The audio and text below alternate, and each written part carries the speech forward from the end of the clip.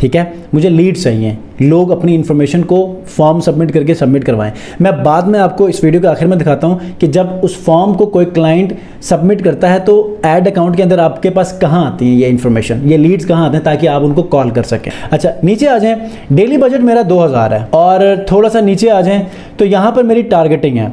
Audience को मैंने target किया है जी, एज है 24 to 50, ठीक है। उसके बाद पीपल, मैं आपको एडिट करके बताता हूँ ऑडियंस। यहाँ पर मैंने 3 चीज़ों को किया है। अब ऑस्ट्रेलिया के कुछ स्टेट्स हैं जिनको मैंने टारगेट किया है, जैसे कि क्वींसलैंड है, विक्टोरिया है और न्यू साउथ वेल है, ठीक है। ये 3 स्टेट्स हैं जिनको मैंने टारगेट किया है, आप सिटीज़ को भी कर सकते हैं। उसके बाद एज ये है 24 to 50। डिटेल टारगेटिंग के अंदर मैंने कुछ मेथड अप्लाई किया है, इसको आपने समझना है। अब जो मैंने सर्विस बेचनी है वो है फेसबुक एड्स की, ठीक है, मेटा एड्स, ठीक है। लेकिन यहाँ पर सबसे पहले मैंने क्या किया है, डिटेल टारगेटिंग के अंदर मैंने स्मॉल बिजनेस ऑनर्स को टारगेट किया है,